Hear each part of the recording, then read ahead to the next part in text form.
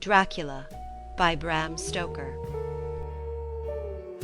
Chapter 9. Mina Murray's Journal. Letter, Mina Harker to Lucy Westenra. Budapest, 24th August. My dearest Lucy, I know you'll be anxious to hear all that has happened since we parted at the railway station at Whitby. Well, my dear, I got to Hull all right, and caught the boat to Hamburg, and then the train on here. I feel that I can hardly recall anything of the journey, except that I knew I was coming to Jonathan, and that as I should have to do some nursing, I had better get all the sleep I could. I found my dear one, oh, so thin and pale and weak-looking. All the resolution has gone out of his dear eyes, and that quiet dignity which I told you was in his face has vanished. He is only a wreck of himself, and he does not remember anything that has happened to him for a long time past. At least he wants me to believe so, and I shall never ask. He has had some terrible shock, and I fear it might tax his poor brain if he were to try to recall it. Sister Agatha, who is a good creature and a born nurse, tells me that he wanted her to tell me what they were, but she would only cross herself, and say she would never tell; that the ravings of the sick were the secrets of God, and that if a nurse through her vocation should hear them, she should respect her trust. She is a sweet good soul, and the next day, when she saw I was troubled, she opened up on the subject my poor dear raved about, added, "I can tell you this much, my dear, that it was not about anything which he has done wrong himself, and you, as his wife-to-be, have no cause to be concerned. He has not forgotten you, or what he owes to you. His fear was of great and terrible things which no mortal can treat of." I do believe the dear soul thought I might be jealous, lest my poor dear should have fallen in love with another girl. The idea of my being jealous about Jonathan! And yet, my dear, let me whisper, I felt a thrill of joy through me when I knew that no other woman was a cause for trouble. I am now sitting by his bedside, where I can see his face while he sleeps. He is waking. When he woke he asked me for his coat, as he wanted to get something from the pocket. I asked Sister Agatha, and she brought all his things. I saw amongst them was his note-book, and was going to ask him to let me look at it, for I knew that I might find some clue to his trouble, but I suppose he must have seen my wish in my eyes, for he sent me over to the window, saying he wanted to be quite alone for a moment. Then he called me back, and he said to me very solemnly, "Wilhelmina." I knew then that he was in deadly earnest, for he has never called me by that name since he asked me to marry him. You know, dear, my ideas of the trust between husband and wife. There should be no secret, no concealment. I have had a great shock, and when I try to think of what it is, I feel my head spin round, and I do not know if it was real, or the dreaming of a madman. You know I had brain fever, and that is to be mad. The secret is here, and I do not want to know it. I want to take up my life here with our marriage. For, my dear, we had decided to be married as soon as the formalities are complete. Are you willing, Wilhelmina, to share my ignorance? Here is the book. Take it and keep it. Read it if you will, but never let me know, unless indeed some solemn duty should come upon me to go back to the bitter hours, asleep or awake, sane or mad, recorded here. He fell back exhausted, and I put the book under his pillow, and kissed him. I have asked Sister Agatha to beg the Superior to let our wedding be this afternoon, and am waiting her reply. She has come and told me that the chaplain of the English Mission Church has been sent for. We are to be married in an hour, or as soon after as Jonathan awakes. Lucy, the time has come and gone. I feel very solemn, but very, very happy. Jonathan woke a little after the hour, and was all ready, and he sat up in bed, propped up with pillows. He answered his "I will" firmly and strong. I could hardly speak. My heart was so full that even those words seemed to choke me. The dear sisters were so kind. Please God, I shall never, never forget them, nor the grave and sweet responsibilities I have taken upon me. I must tell you of my wedding present. When the chaplain and the sisters had left me alone with my husband— oh, Lucy, it is the first time I have written the words "my husband." Left me alone with my husband, I took the book from under his pillow, and wrapped it up in white paper, and tied it with a little bit of pale blue ribbon which was around my neck, and sealed it over the knot with sealing wax, and for my seal I used my wedding ring. Then I kissed it and showed it to my husband, and told him that I would keep it so, and then it would be an outward and visible sign for us all our lives that we trusted each other, that I would never open it unless it was for his own dear sake, or for the sake of some stern duty. Then he took my hand in his, and oh, Lucy, it was the first time he took his wife's hand, and said that it was the dearest thing in all the wide world, and that he would go through all the past again to win it if need be. The poor dear meant to have said a part of the past, but he cannot think of time yet, and I shall not wonder if at first he mixes up not only the month, but the year. Well, my dear, what could I say? I could only tell him that I was the happiest woman in all the wide world, and that I had nothing to give him except myself, my life, and my trust, and that with these went my love and duty for all the days of my life. And, my dear, when he kissed me, and drew me to him with his poor weak hands, it seemed like a solemn pledge between us. Lucy, dear, do you know why I tell you all this? It is not only because it is all sweet to me, but because you have been, and are, very dear to me. It was my privilege to be your friend and guide when you came from the schoolroom to prepare for the world of life. I want you to see now, and with the eyes of a very happy wife, whither duty has led me, so that in your own married life you too may be all happy as I am. My dear, please Almighty God, your life may be all it promises, a long day of sunshine, with no harsh wind, no forgetting duty, no distrust. I must not wish you no pain, for that can never be, but I do hope you'll be always as happy as I am now. Good-bye, my dear. I shall post this at once, and perhaps write to you very soon again. I must stop, for Jonathan is waking. I must attend my husband. Your ever-loving Mina Harker. Letter. Lucy Westenra to Mina Harker. Whitby, 30th of August. My dearest Mina, oceans of love and millions of kisses, and may you soon be in your own home with your husband. I wish you were coming home soon enough to stay with us here. The strong air would soon restore Jonathan. It has quite restored me. I have an appetite like a cormorant, am full of life, and sleep well. You will be glad to know that I have quite given up walking in my sleep. I think I have not stirred out of my bed for a week, that is, when I once got into it at night. Arthur says I am getting fat. By the way, I forgot to tell you that Arthur is here. We have such walks and drives and rides, and rowing and tennis and fishing together, and I love him more than ever.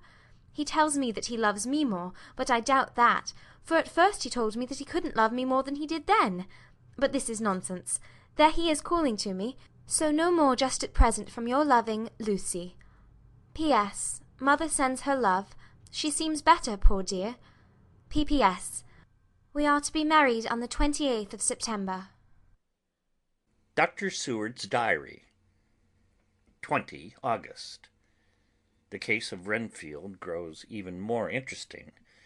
He has now so far quieted that there are spells of cessation from his passion. For the first week after his attack, he was perpetually violent. Then, one night, just as the moon rose, he grew quiet, and kept murmuring to himself, "Now I can wait. Now I can wait." The attendant came to tell me, so I ran down at once to have a look at him.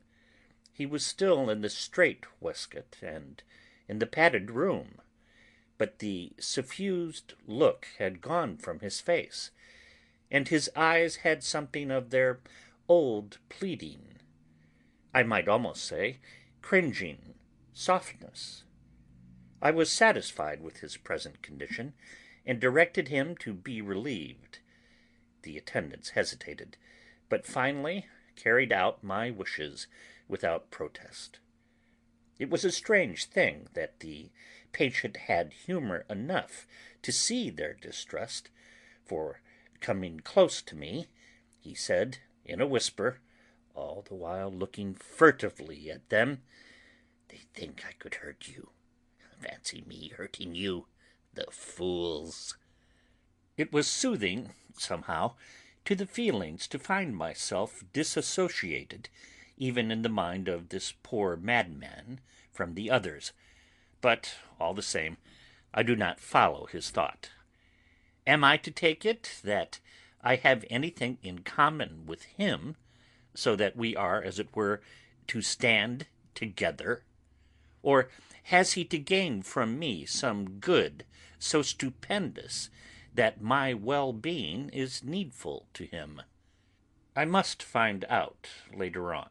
Tonight he will not speak. Even the offer of a kitten, or even a full-grown cat, will not tempt him. He will only say, "I don't take any stock in cats. I have more to think of now, and I can wait. I can wait." After a while I left him. The attendant tells me that he was quiet until just before dawn, and then that he began to get uneasy, and at length violent, until at last he fell into a paroxysm which exhausted him so that he swooned into a sort of coma. 3 nights has the same thing happened, violent all day, then quiet from moonrise to sunrise. I wish I could get some clue to the cause.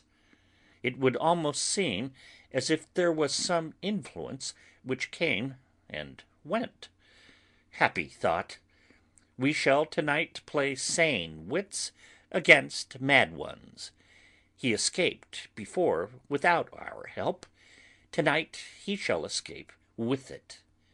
We shall give him a chance, and have the men ready to follow in case they are required.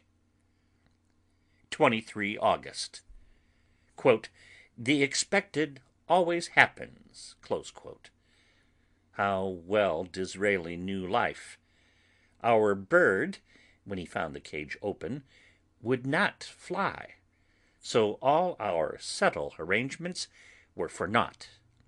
At any rate, we have proved one thing, that the spells of quietness last a reasonable time. We shall in future be able to ease his bonds for a few hours each day. I have given orders to the night attendant merely to shut him in the padded room, when once he is quiet, until the hour before sunrise. The poor soul's body will enjoy the relief, even if his mind cannot appreciate it. Hark! The unexpected again! I am called. The patient has once more escaped. Later.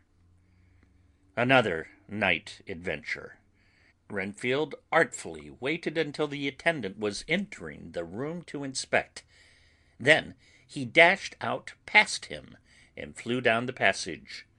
I sent word for the attendants to follow. Again he went into the grounds of the deserted house, and we found him in the same place, pressed against the old chapel door.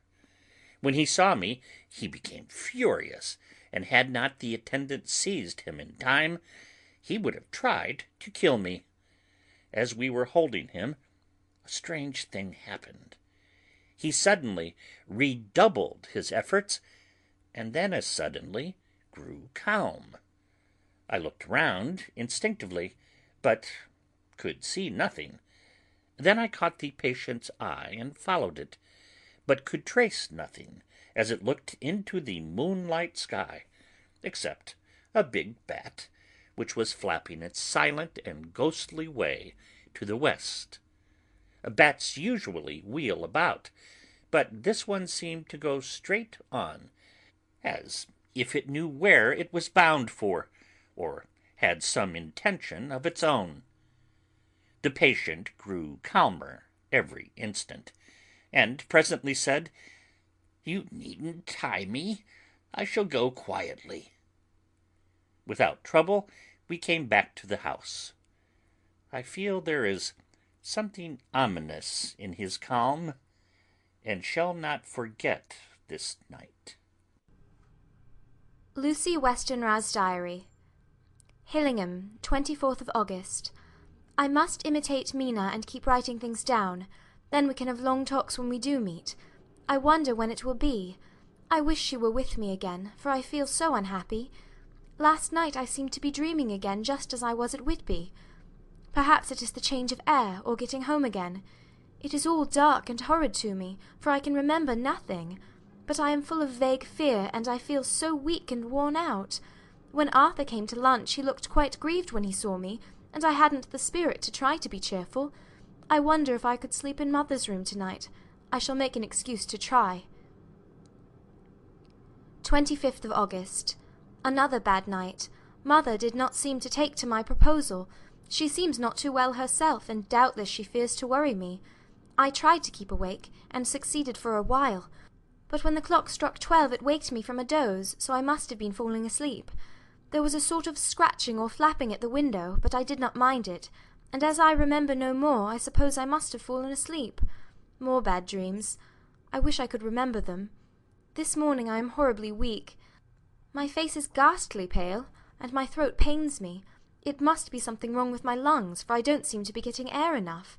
I shall try to cheer up when Arthur comes, or else I know he will be miserable to see me so. Letter. Arthur to Dr. Seward. Albemarle Hotel, 31 August. My dear Jack, I want you to do me a favor. Lucy is ill. That is, she has no special disease, but she looks awful and is getting worse every day.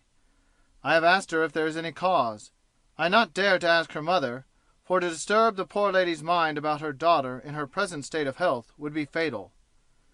Mrs. Westenra has confided to me that her doom is spoken, disease of the heart, though poor Lucy does not know it yet.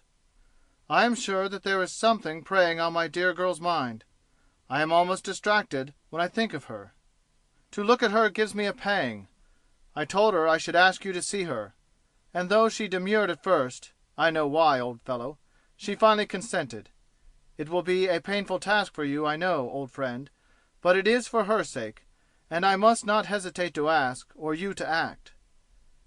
You are to come at lunch at Hillingham tomorrow, 2 o'clock, so as not to arouse any suspicion in Mrs. Westenra. And after lunch Lucy will take an opportunity of being alone with you. I am filled with anxiety, and want to consult with you alone as soon as I can after you have seen her. Do not fail. Arthur. Telegram. Arthur Holmwood to Seward. 1 September. Am summoned to see my father, who is worse. Am writing. Write me fully by tonight's post to Ring. Wire me if necessary.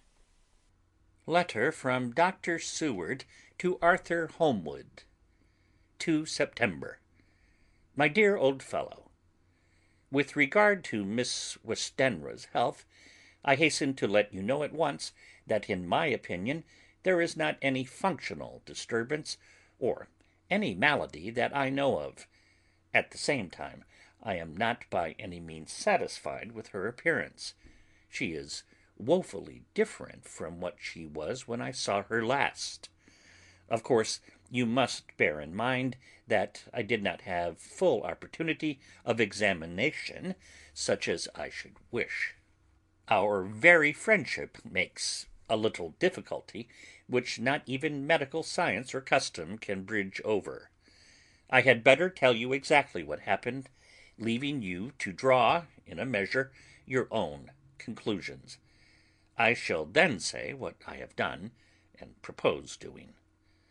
I found Miss Westenra in seemingly gay spirits. Her mother was present, and in a few seconds I made up my mind that she was trying all she knew to mislead her mother and prevent her from being anxious. I have no doubt she guesses, if she does not know, what need of caution there is. We lunched alone, and as we all exerted ourselves to be cheerful, we got, as some kind of reward for our labours, some real cheerfulness amongst us. Then Mrs. Westenra went to lie down, and Lucy was left with me. We went into her boudoir, and till we got there her gaiety remained, for the servants were coming and going. As soon as the door was closed, however, the mask fell from her face, and she sank down into a chair with a great sigh, and hid her eyes with her hand. When I saw that her high spirits had failed, I at once took advantage of her reaction to make a diagnosis. She said to me very sweetly, I cannot tell you how I loathe talking about myself. I reminded her that a doctor's confidence was sacred, but that you were grievously anxious about her. She caught on to my meaning at once, and settled that matter in a word. Tell Arthur everything you choose. I do not care for myself, but for him. So I am quite free. I could easily see that she was somewhat bloodless, but I could not see the usual anemic signs, and by the chance I was able to test the actual quality of her blood, for in opening a window which was stiff, a cord gave way, and she cut her hand slightly with broken glass. It was a slight matter in itself, but it gave me an evident chance, and I secured a few drops of the blood and have analyzed them. The qualitative analysis give a quite normal condition, and shows, I should infer, in itself a vigorous state of health. In other physical matters, I was quite satisfied that there is no need for anxiety, but as there must be a cause somewhere, I have come to the conclusion that it must be something mental. She complains of difficulty breathing satisfactorily at times, and of heavy, lethargic sleep, with dreams that frighten her, but regarding which she can remember nothing. She says that as a child she used to walk in her sleep, and that when in Whitby the habit came back, and that once she walked out in the night and went to East Cliff, where Miss Murray found her, but she assures me that of late the habit has not returned. I am in doubt, and so have done the best thing I know of. I have written to my old friend and master, Professor van Helsing of Amsterdam, who knows as much about obscure diseases as anyone in the world. I have asked him to come over, and as you told me that all things were to be at your charge, I have mentioned to him who you are, and your relations to Miss Westenra. This, my dear fellow, is in obedience to your wishes, for I am only too proud and happy to do anything I can for her. Van Helsing would, I know, do anything for me for a personal reason, so no matter on what ground he comes, we must accept his wishes. He is a seemingly arbitrary man. This is because he knows what he is talking about better than anyone else. He is a philosopher and a metaphysician, and one of the most advanced scientists of his day, and he has, I believe, an absolutely open mind. This, with an iron nerve, a temper of the ice brook, and indomitable resolution, self-command, and toleration exalted from virtues to blessings, and the kindliest and truest heart that beats. These form his equipment for the noble work that he is doing for mankind, work both in theory and practice, for his views are as wide as his all-embracing sympathy. I tell you these facts that you may know why I have such confidence in him. I have asked him to come at once. I shall see Miss Westenra tomorrow again. She is to meet me at the stores, so that I may not alarm her mother by too early a repetition of my call. Yours always, John Seward. Letter. Abraham Van Helsing, M.D., D.Ph., D.L.I.T., etc., etc., to Dr. Seward. 2 September. My good friend, when I received your letter, I am already coming to you. By good fortune, I can leave just at once, without wrong to any of those who have trusted me. Were fortune other, then it were bad for those who have trusted, for I come to my friend when he called me to aid those he holds dear. Tell your friend that when that time you sucked from my wound so swiftly, the poison of the gangrene from that knife that our other friend, too nervous, let slip, you did more for him when he wants my aids, and you call for them than all his great fortune could do. But it is pleasure added to do for him, your friend. It is to you that I come. Have near at hand, and please it so arrange that we may see the young lady not too late on tomorrow, for it is likely that I may have to return here that night. But if need be, I shall come again in 3 days, and stay longer if it must. Till then, good-bye, my friend John. Van Helsing. Letter, Dr. Seward to Honorable Arthur Holmwood. 3 September. My dear Art, Van Helsing has come and gone. He came on with me to Hillingham, and found that, by Lucy's discretion, her mother was lunching out, so that we were alone with her. Van Helsing made a very careful examination of the patient. He is to report to me, and I shall advise you, for of course I was not present all the time. He is, I fear, much concerned, but says he must think. When I told him of our friendship, and how you trust to me in the matter, he said, "You must tell him all you think. Tell him what I think, if you can guess it, if you will. Nay, I am not jesting. This is no jest, but life and death, perhaps more." I asked what he meant by that, for he was very serious. This was when we had come back to town, and he was having a cup of tea before starting on his return to Amsterdam. He would not give me any further clue.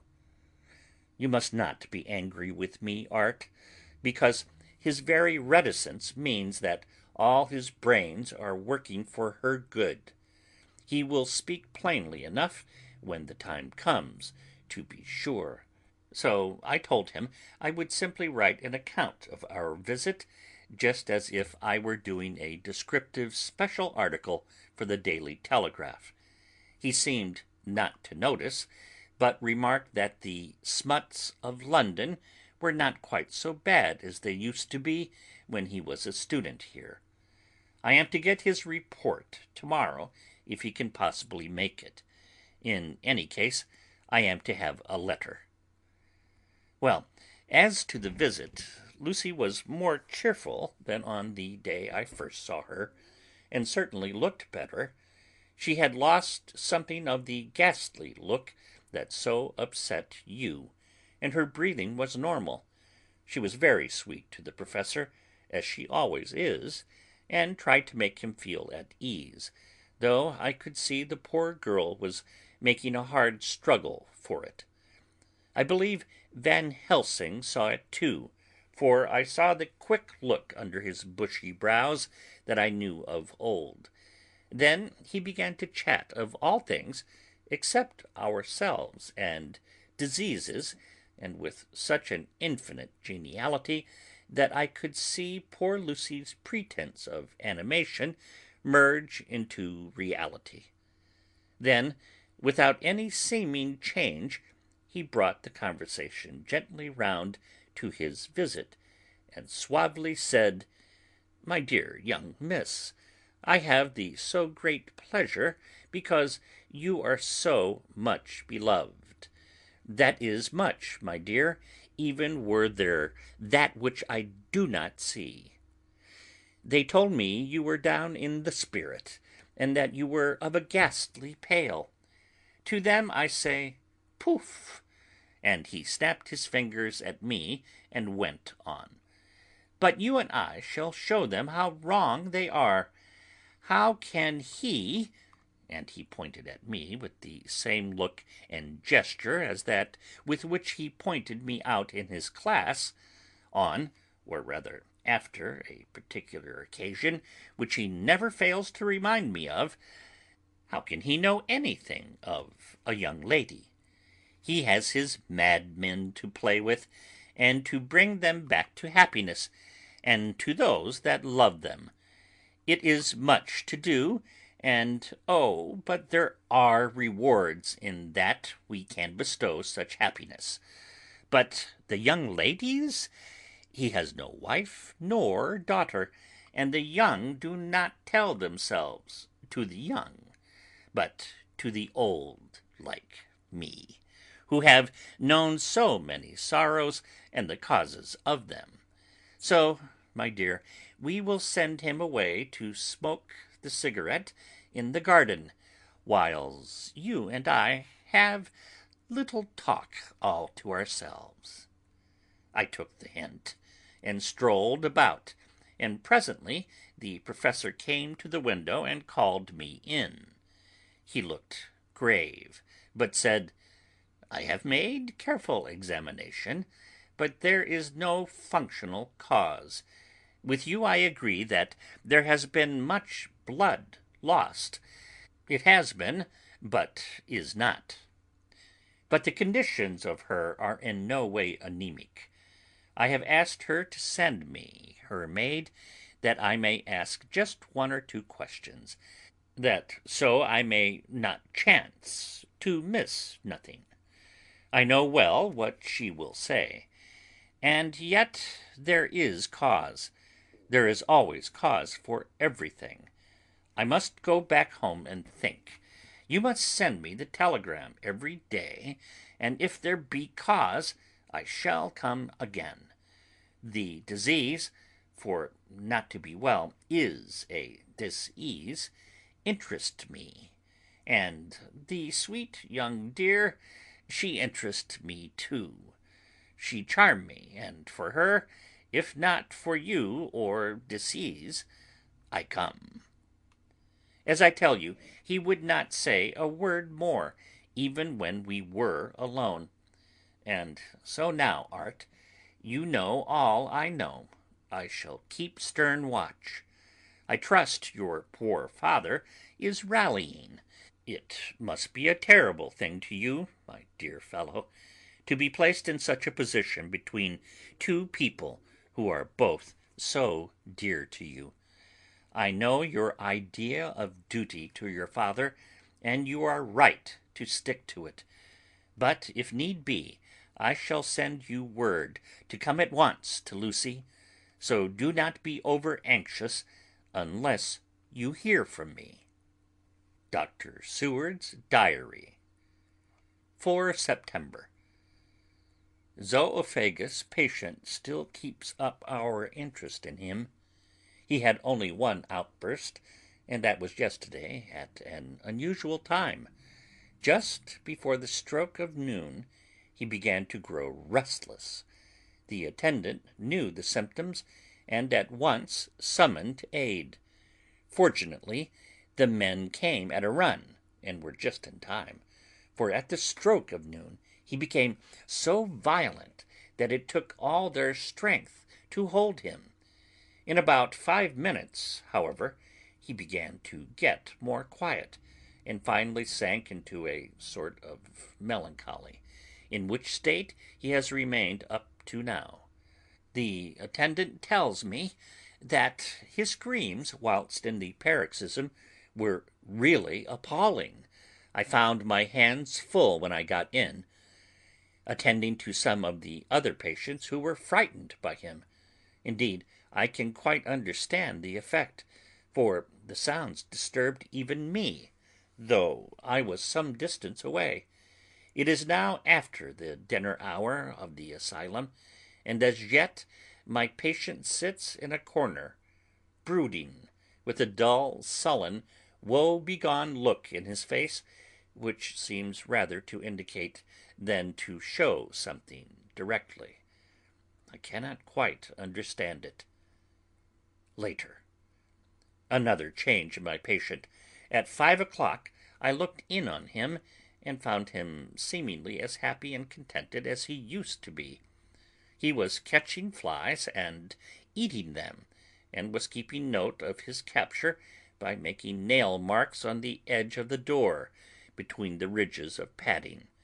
When he saw me, he came over and apologized for his bad conduct, and asked me in a very humble, cringing way to be led back to his own room, and to have his notebook again. I thought it well to humor him, so he is back in his room, with the window open. He has the sugar of his tea spread out on the window-sill, and is reaping quite a harvest of flies. He is not now eating them, but putting them into a box as of old, and is already examining the corners of his room to find a spider. I tried to get him to talk about the past few days, for any clue to his thoughts would be of immense help to me, but he would not rise. For a moment or two he looked very sad, and said in a sort of far-away voice, as though saying it rather to himself than to me, "All over, all over. He has deserted me. No hope for me now, unless I do it myself." Then, suddenly turning to me in a resolute way, he said, "Doctor, won't you be very good to me and let me have a little more sugar? I think it would be very good for me." "And the flies?" I said. "Yes, the flies like it too, and I like the flies. Therefore I like it." And there are people who know so little as to think that madmen do not argue. I procured him a double supply, and left him as happy a man as, I suppose, any in the world. I wish I could fathom his mind. Midnight. Another change in him. I had been to see Miss Westenra, whom I found much better, and had just returned, and was standing at our own gate looking at the sunset, when once more I heard him yelling. As his room is on this side of the house, I could hear it better than in the morning. It was a shock to me to turn from the wonderful smoky beauty of a sunset over London, with its lurid lights and inky shadows, and all the marvellous tints that come on foul clouds even as on foul water, and to realize all the grim sternness of my own cold stone building, with its wealth of breathing misery, and my own desolate heart to endure it all. I reached him just as the sun was going down, and from his window saw the red disk sink. As it sank, he became less and less frenzied, and just as it dipped, he slid from the hands that held him, an inert mass on the floor. It is wonderful, however, what intellectual recuperative power lunatics have, for within a few minutes he stood up quite calmly and looked around him.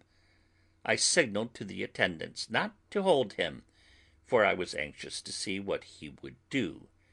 He went straight over to the window and brushed out the crumbs of sugar. Then he took his fly box and emptied it outside, and threw away the box. Then he shut the window, and crossing over, sat down on his bed. All this surprised me, so I asked him, "Are you going to keep flies any more?" "No," said he, "I am sick of all that rubbish." He certainly is a wonderfully interesting study. I wish I could get some glimpse of his mind, or of the cause of his sudden passion. Stop! There may be a clue after all, if we can find why today his paroxysms came on at high noon and at sunset. Can it be that there is a malign influence of the sun at periods which affects certain natures, as at times the moon does others? We shall see. Telegram, Seward, London, to Van Helsing, Amsterdam. 4 September. Patient still better today. Telegram, Seward, London, to Van Helsing, Amsterdam. 5 September.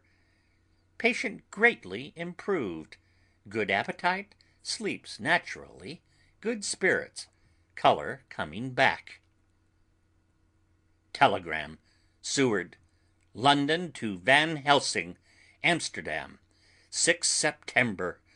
Terrible change for the worse. Come at once. Do not lose an hour.